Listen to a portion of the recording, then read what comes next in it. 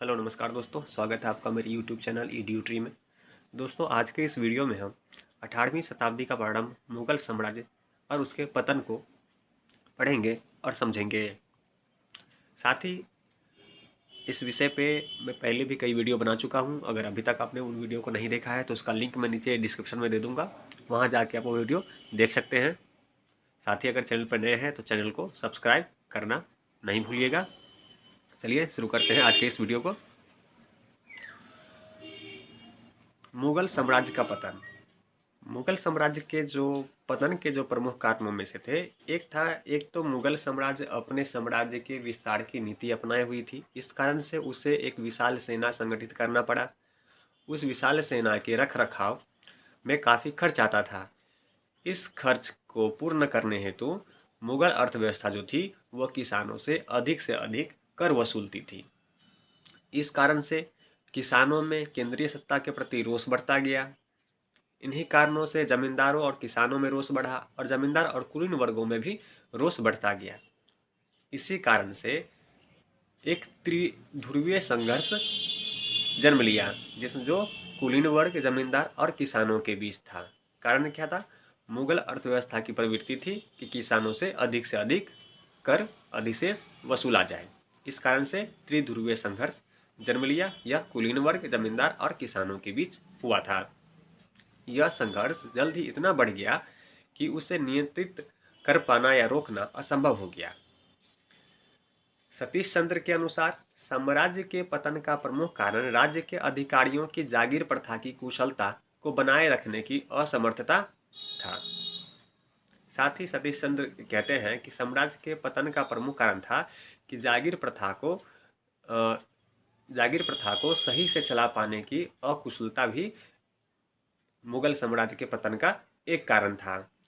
जागीर प्रथा के अंदर भूमि का कर वसूलना तथा उसके प्रशासन की जिम्मेदारी एक अधिकारी को दिया जाता था, जिसे ढंग से न चला पाने के कारण, इसकी अकुशलता के कारण इस साम्राज्य का भी पतन हुआ।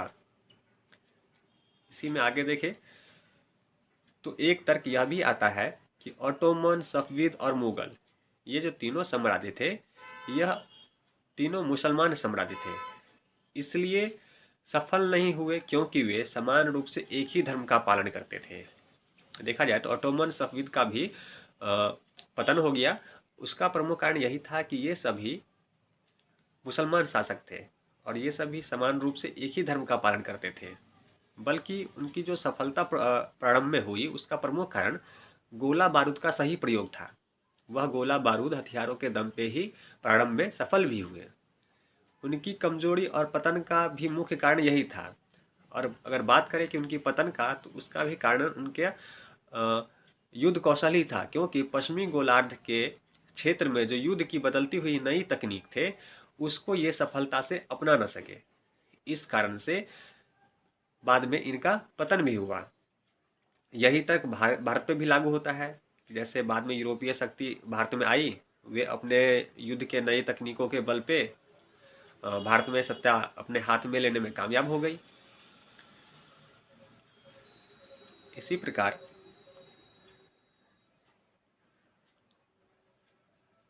बंदूक, तोप और गोला बारूद ने जहां साम्राज्य की शक्ति को बढ़ावा दिया, वहीं शक्तिशाली प्रजा द्वारा उनका प्रयोग अपने को सशस्त्र करने के लिए और राज्य के हस्तक्षेप का विरोध करने के लिए भी किया गया। जिस प्रकार प्रारंभ में बंदूक, तोप, गोला बारूद के बल पे साम्राज्य का विस्तार किया गया, वहीं इस प्रकार की तकनीकों का स्थानीय शक्तिशाली प्रजा द्वारा उनका प्रयोग अपने को सशस्त्र और मजबूत करने के लिए भी किया गया, जिसका वह प्रयोग केंद्रीय सत्ता के आदेशों का विरोध करने के लिए भी उपयोग करते थे।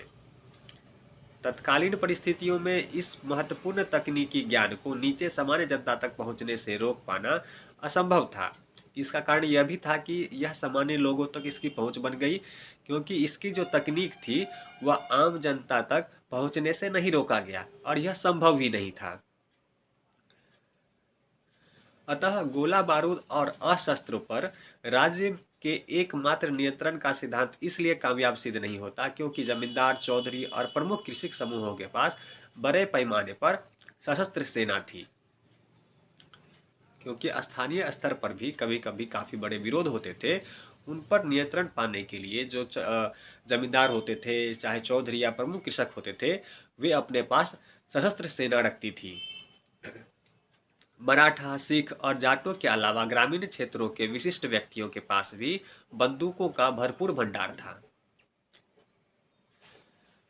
साथ ही याद रखने योग्य बात यह है कि इन लोगों को अपने समाज, जाति में उच्च स्थिति के कारण कुछ परंपरागत अधिकार और लाभ मिले हुए थे, जिससे जरूरत पड़ने पर वे अपनी सेना की संख्या घटा और बढ़ा सकते थे, जो प्रायः वो करते भी थे। मुगल सेना के पास हालांकि अत्यधिक मात्रा में सैन्य सामग्री थी, परंतु इसके बावजूद उन्हें स्थानीय सरदारों से हमेशा खतरा रहता था, क्योंकि ग्रामीण इलाकों में उनकी स्थिति काफ़ी उनके अनुकूल और वे वहाँ मजबूत होते थे। 18वीं शताब्दी तक राज्य और स्थानीय सरदारों के पास समान रूप से सैन्य तकनीक उपलब्ध थी, क्योंकि ग्रामीण इलाकों में एक व्यापक उथल पुथल थी। कारण वही है कि इसके पतन का कारण भी वही तकनीक है जिसके बल पे इन्होंने प्रारंभ में सफलता प्राप्त की थी। अब क्या हुआ, स्थानीय स्तर पे भी लोगों के पास तो गोला बारूद, बंदूक आदि की सैन्य भंडारण शक्ति थी, तथा वे अपने विरोध में आने वाले आदेशों के, केंद्रीय जो सत्ता साम्राज्य थी मुगल साम्राज्य, वहां से इन स्थानीय क्षेत्रों के विरोध में आने वाले निर्णय या आदेश के विरोध में वे इसका प्रयोग करते थे।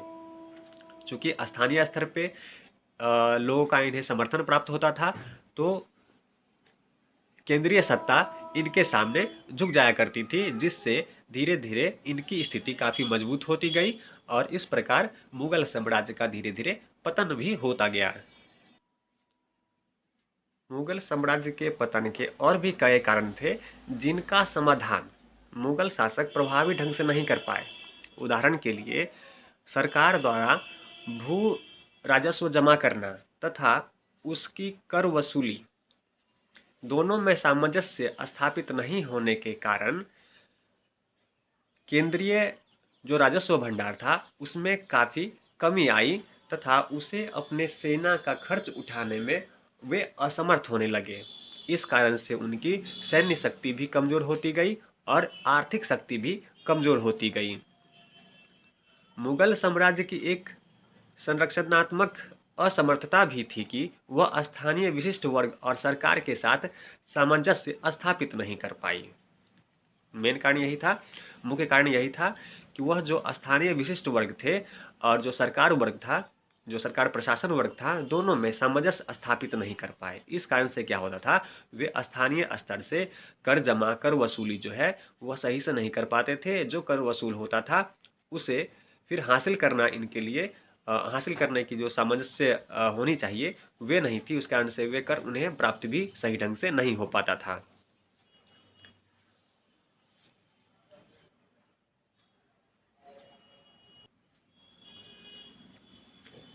साथ ही उत्तर भारत में गंगा यमुना दोआब क्षेत्र में चले आ रहे जाट और मेवातियों के दीर्घकालीन विरोधी आंदोलन और पंजाब में सिखों के विरोध ने विशेषकर गंभीर रूप धारण किया, जहां मुगल साम्राज्य की स्थिति काफ़ी कमज़ोर होती गई और पूर्वी भारत में जैसे क्षेत्रों में 17वीं शताब्दी में विशेष रूप से व्यापार और वाणिज्य का विस्तार हुआ। पेशकश वसूली में कठिनाई रही, क्योंकि जमींदार ने राजस्व के ढीलेपन का अपने हित में पूरा लाभ उठाया। जैसे कि हमने ऊपर पढ़ा कि कर वसूली और उसे केंद्रीय राजस्व विभाग में पहुंचाने का जो सामंजस्य स्थापित न होने के कारण जो केंद्रीय कोष भंडार को नुकसान हो रहा था, इसका फायदा जो है स्थानीय जमींदारों ने उठाया। वह कैसे? जिस प्रकार केंद्रीय शक्ति अपने आप को मजबूत करने के लिए अत्यधिक कर लगा रही थी और चूंकि सामंजस्य स्थापित न होने के कारण उस कर को वह वसूल नहीं कर पा रही थी, जबकि स्थानीय जमींदार उस कर को वसूल करके अपने धन में बढ़ोतरी करते रहे। इस प्रकार राजस्व को वसूलने का जो ढीलापन था, इसका फायदा जमींदारों ने पूरा उठाया। इसके साथ ही मुगल साम्राज्य के प्रसिद्ध बंदरगाह जो सूरत था, इनको इस बंदरगाह को भी काफ़ी आर्थिक कठिनाई का सामना करना पड़ा। कारण क्या था कि जो दो और एशियाई साम्राज्य थे वहाँ भी संकट पैदा हो गया था, जिस कारण से भारत और पश्चिमी एशिया का व्यावसायिक जो संबंध था वह टूट गया, जो व्यापारिक संबंध थे वह टूटता गया, और इस प्रकार सूरत बंदरगाह को भी आर्थिक कठिनाई का सामना करना पड़ा। इस प्रकार के कारण भी काफ़ी महत्वपूर्ण थे, जिस कारण से इस साम्राज्य का पतन होना संभव था और पतन हो भी रहा था।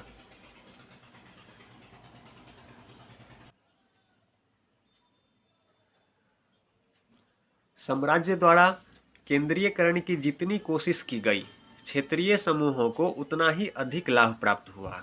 उन्होंने केंद्रीयकरण की इस प्रक्रिया को अपनाया और उससे लाभ उठाया।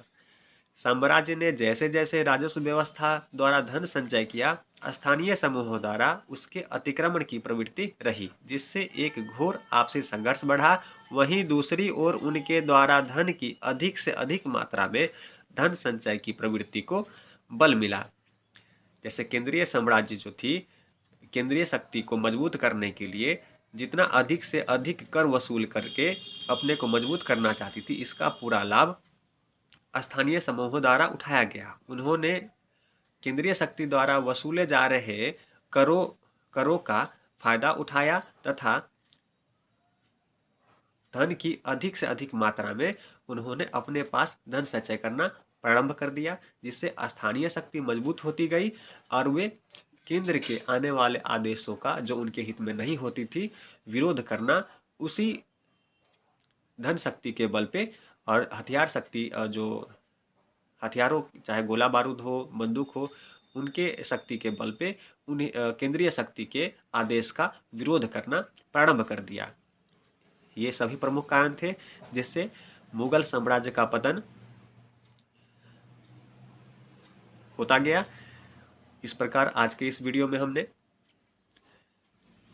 मुगल साम्राज्य, उसके पतन को पढ़ा और समझा।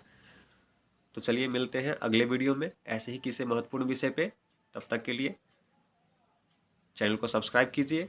अगर एक बार में यह चीज़ आपको समझ में नहीं आती है तो 1 से 2 बार देखिए, बहुत ही आसान है, आसानी से समझ में आ जाएगा।